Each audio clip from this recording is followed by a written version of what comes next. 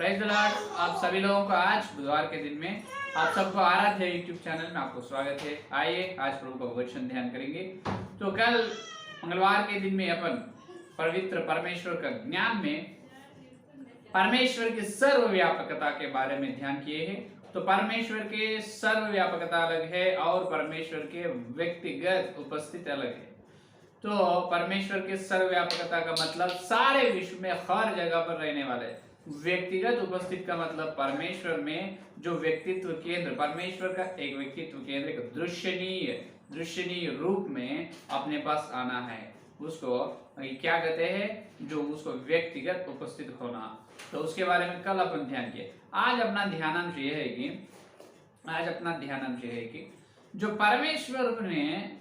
परमेश्वर ने सारे विश्व में करोड़ों लोग हैं, भक्त लोग हैं, हर व्यक्ति के पास, हर भक्त लोग के पास परमेश्वर नहीं जाते हैं। किस तरह से जो परमेश्वर का एक व्यक्तित्व केंद्र या लघु केंद्र के रूप में चलते हैं। तो उसको भेजने वाला कौन है? वो लघु केंद्र को, परमेश्वर का एक व्यक्तित्व केंद्र को भक्त के हर एक जो भक्त जो प्रार्थना करने वाले और परमेश्वर को भाई या डर मानते हैं, उनके पास कौन भेजते हैं? वो काम पूरा करने वाले हैं और दिखने का शरीर के रूप में वो परमेश्वर का व्यक्तित्व केंद्र को भेजने वाले और उसमें बड़ी काम, वो काम महत्वपूर्ण काम करने वाला कौन है मालूम? परमेश्वर का पुत्र यीशु मसीह। हालेलुया। ये हमेशा याद में रखो। वो पहलौटा जो यीशु मसीह ने जो परमेश्वर का पुत्र यीशु मसीह को, जो सारे विश्व में जो परमेश्वर का व्यक्तित्व केंद्र, जो परमेश्वर का लघु केंद्र, जहां पर उनके जो प्रत्येक उपस्थित हाजिरी जरूरत है, वहां पर जो यीशु मसीह ने उस परमेश्वर का केंद्र को वहां पर ले जाएगा, परमेश्वर के केंद्र को भेजेगा वहां पर, और वो परमेश्वर का व्यक्तित्व केंद्र वहां चलेगा, वहां पर उनका प्रार्थना सुनेगा, उनको दिखाई देगा और उनका काम को होना है तो पूरा करेगा। तो यहाँ पर बड़ी महत्वपूर्ण काम करने वाला कौन है? यीशु मसीह। तो उनका नाम इस प्रकार कह रहे हैं कि पवित्र बाइबल में ये काम लघु केंद्र पुत्र जो यीशु मसीह ने लघु केंद्र को जो ले जा रहे हैं, और उस लघु केंद्र को पीछे मसीहा का बड़ी काम है, महत्वपूर्ण काम है। तो इसके लिए उनका नाम ये कहा गया है कि प्रकट करने वाला।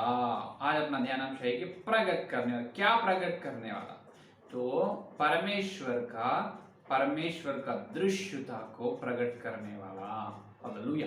क्या है? परमेश्वर का दृश्यता को प्रकट करने वाला। देखिए यूहन्ना की सुसमाचार पत्र पहला अध्याय में अपन देख सकते हैं। यूहन्ना की सुसमाचार पत्र पहला अध्याय 18 वचन में यीशु मसीह ये बात बताया है कि पहला अध्याय 18 वचन में देखिए, परमेश्वर को किसी ने कभी नहीं देखा, ये एकलौता पुत्र जो पिता की गोद में है उसी ने उसे प्रकट किया। हालेलुया। देखो, परमेश्वर को कोई भी कभी भी नहीं देखा। परमेश्वर को कोई भी कभी नहीं देखा, सिर्फ उनका एकलौता पुत्र यीशु मसीह को देखा है, क्योंकि उन्होंने परमेश्वर है। तो परमेश्वर को कोई भी नहीं देखा, परमेश्वर को प्रकट यीशु मसीह ने दे रहे हैं। परमेश्वर का प्रकट यीशु मसीह खुद परमेश्वर को प्रकट कर रहे हैं, इसीलिए उनका नाम है प्रकट करने वाला, यीशु मसीह का नाम। जो प्रथम तीमुथियुस की पत्री 6 का अध्याय 16 वचन में भी अपन देख सकते हैं। प्रथम तीमुथियुस की पत्री 6 का अध्याय 16 वचन, और अमरता केवल उसी की है और वह अगम्य ज्योति में रहता है और न उसे किसी मनुष्य ने देखा और न कभी देख सकता है। उसी की प्रतिष्ठा और राज्य युगान युग रहेगा। आमीन। ये देखो, यहाँ पर अगम्य ज्योति में रहने वाला यीशु मसीह है। तो अगम्य ज्योति में रहने वाला ये परमेश्वर को कोई भी नहीं देखे। लेकिन यहाँ पर अपन कल के संदेश में अपन सुने हैं, निर्गमन में 23 अध्याय में 70 पुराने और हारून, मूसा, अभिनादाब, ये सब लोग सीनाई पर्वत चढ़कर जो यहोवा को देखे हैं। तो यहोवा को देखे उत्पत्ति 18 अध्याय में इब्राहिम ने तीन मनुष्य को जो परमेश्वर को देखे है, पिता पुत्र पवित्र आत्मा को, सीनाई पर्वत पर मूसा ने देखा है, 70 पुराणों ने देखा है, तो बिलाम ने देखा है। फिर ये लोग किनको देखा? वो लोग भी परमेश्वर को ही देखा है। तो यहाँ पर सत्य ये है कि वो लोग देखा परमेश्वर को। फिर यूहन्ना की सुसमाचार पहला अध्याय 18 वचन और प्रथम तीमुथियुस की पत्री 6 का अध्याय 16 वचन में ये बता रहे हैं कि परमेश्वर को कोई भी कभी भी किसी ने परमेश्वर को देखा ही नहीं। फिर इसमें दोनों से कौन सा सच है? क्या भक्त लोगों के पास परमेश्वर आए हैं, उन्होंने देखा है और भोजन भी दिया है, भोजन खाए हैं, भोजन करे है परमेश्वर ने इब्राहिम के पास, है या नहीं? तो इसमें दो में से कौन सा सत्य है?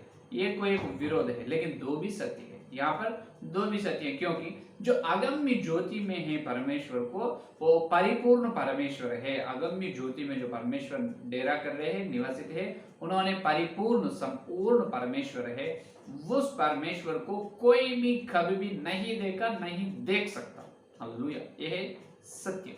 वो अगम्य ज्योति में है, परमेश्वर को कोई भी कभी भी देख नहीं सकता है, क्योंकि उन्होंने परिपूर्ण परमेश्वर है। फिर इब्राहिम के पास और सीनाई पर्वत के पास, जो बिलाम के पास और भक्त लोगों के पास आने वाला परमेश्वर कौन है? वो आने वाला परमेश्वर इनो है जो यीशु मसीह के द्वारा परमेश्वर का व्यक्तित्व केंद्र वहां पर आ रहे हैं, जो परमेश्वर का लघु केंद्र वहां पर आ रहे हैं, वो दृश्यनीय रूप में दिखाने, जो दिखावा जो अपने पास आते हैं, जो दृश्यनीय रूप में परमेश्वर में से एक व्यक्तित्व केंद्र, लघु केंद्र यीशु मसीह के द्वारा, उनके पुत्र द्वारा अपने निकट आते हैं। तब अपन उस लघु केंद्र, वो परमेश्वर को देख सकते। वो भी परमेश्वर है, लेकिन परिपूर्ण परमेश्वर ने अपन देख सकते हैं, वो उतनी कम महिमा में आएगा। और दूसरा विषय ये है असली बात, तो परमेश्वर को कोई भी नहीं देख सकते, कल भी नहीं देख सकते। किनको? अगम्य ज्योति में परमेश्वर को। लेकिन भक्त लोग देखे, आज अपन भी देख सकते हैं किनको? परमेश्वर में से आते हैं व्यक्तित्व केंद्र, उस लघु केंद्र को मसीहा के द्वारा, क्योंकि मसीहा उनका पुत्र ही परमेश्वर का प्रकट करने वाला, तो उनका पुत्र के द्वारा परमेश्वर का प्रकट उस लघु केंद्र या परमेश्वर के व्यक्तित्व केंद्र के रूप में अपने को मिलते हैं। वो कौन से स्वरूप में? जो नर स्वरूप में, मनुष्य का स्वरूप में। यहाँ पर दूसरा विषय यह है कि परमेश्वर कभी भी एक चिड़िया, एक जानवर, एक कीड़ा, एक पक्षी के रूप में कभी भी नहीं आएगा। हमेशा परमेश्वर का स्वरूप मनुष्य का भी होगा, क्योंकि उत्पत्ति पहला अध्याय 26 वचन में परमेश्वर ने अपने को कौन से स्वरूप में बनाए? देखिए, फिर परमेश्वर ने कहा हम मनुष्य को अपने स्वरूप के अनुसार अपनी समानता में बनाए। ये देखो, परमेश्वर ने क्या कहा? मनुष्य को अपनी समानता अपने और स्वरूप में बनाए। देखो, तो परमेश्वर का स्वरूप, मनुष्य का स्वरूप एक ही है। तो परमेश्वर ने अपने निकट कैसे आएगा? सिर्फ मनुष्य का रूप, मनुष्य का स्वरूप में ही आएगा। वो ही सच है, सत्य है। यहेजकेल का ग्रंथ पहला अध्याय 26 वचन देखिए। और जो आकाश मंडल उनके सिरों के ऊपर था, उसके ऊपर मानो कुछ नीलम का बना हुआ सिंहासन था। इस सिंहासन के ऊपर मनुष्य के समान कोई दिखाई देता था। हालेलुया। यहाँ पर देखो, उत्पत्ति पहला अध्याय 24 वचन में परमेश्वर उनके स्वरूप में मनुष्य को बनाए। परमेश्वर के स्वरूप में मनुष्य दिखाई दे रहे। यहेजकेल का ग्रंथ पहला अध्याय 26 वचन में मनुष्य के रूप में है परमेश्वर दिखाई दे। वहां पर परमेश्वर के स्वरूप में मनुष्य, यहाँ पर मनुष्य के स्वरूप में परमेश्वर। इसका मतलब दोनों का स्वरूप एक ही है। तो हमेशा परमेश्वर का प्रकट, परमेश्वर का दृश्यता अपने सामने कैसे आएगा? मनुष्य का स्वरूप में ही परमेश्वर ने आएगा। जो किसी या और दूसरे किस पक्षी या किसी और किसी जानवर, किसी जंतु और किसी के रूप में नहीं, वो पूरा झूठ है, असत्य है। सत्य ये है कि परमेश्वर ने हमेशा अपने निकट मनुष्य के स्वरूप में आएगा। यह मनुष्य के स्वरूप में परमेश्वर का प्रकट कौन देगा अपने को? यीशु मसीह देगा। कौन देगा? यीशु मसीह ने परमेश्वर का प्रकट अपने को देगा। इसीलिए उस परमेश्वर का दृश्यता को अपने पास लाएगा। इसीलिए यीशु मसीह को क्या कहते हैं? प्रगटीकरण, जो प्रकट करने वाला नाम है। यीशु मसीह को क्या नाम है? प्रकट करने वाला, किनको? परमेश्वर को। कैसे?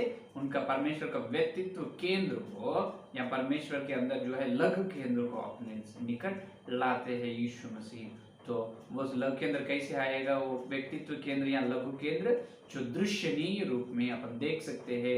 अपना भोजन उन्होंने लेते हैं और अपने घर को आए तो मनुष्य के स्वरूप में आते हैं, और इब्राहिम के पास जैसे आए हैं खाना भोजन बनाए तो खाए हैं, उस प्रकार अपना भोजन भी लेते हैं। अगर अपन उस प्रकार के विश्वास था, उस प्रकार ऊंचे आत्मिक जीवन में हो, है या नहीं?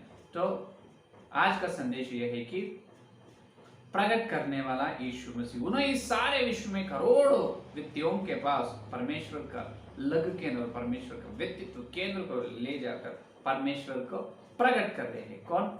ये प्रकट करने वाला यीशु मसीह। हालेलुया, है या नहीं? तो यह है सत्य।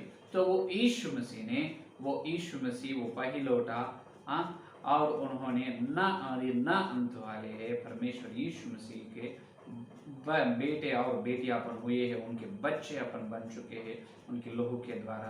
तो अपन बहुत धन्य है, बहुत बहुत धन्य है। इसलिए सदा सदा परमेश्वर को, जो यीशु मसीह को करोड़ों करोड़ों स्तुति या धन्यवाद करते रहना है, अपन प्रस्तुति करना है। क्योंकि देखो कितनी बड़ी, जो असली परमेश्वर का जो न दिखने वाले हैं, अगम्य ज्योति में रहने वाले हैं परमेश्वर, लेकिन उस परमेश्वर को दृश्यनीय रूप में व्यक्तित्व केंद्र को, उस परमेश्वर में से एक व्यक्तित्व केंद्र को लेकर उसे परमेश्वर का दृश्यनीय रूप में अपने निकट लाकर अपने प्रार्थना सुन रहे हैं, अपने को दिखाई दे रहे हैं, अपने को मदद कर रहे हैं, अपने साथ साथ रह रहे हैं, अपने से संगति या अपने से दोस्ती कर रहे हैं। हालेलुया, यीशु मसीह के द्वारा उस पवित्र वो परमेश्वर का व्यक्तित्व केंद्र, दृश्यनीय केंद्र से अपन क्या कर सकते?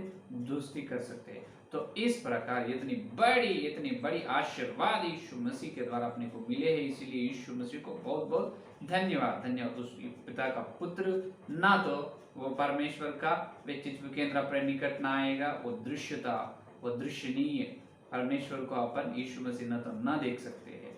तो भक्त लोग देखे हैं जो प्रकट करने वाला यीशु मसीह के द्वारा परमेश्वर को, तो वही प्रकट करने वाला यीशु मसीह के द्वारा अपन भी परमेश्वर को देखेंगे।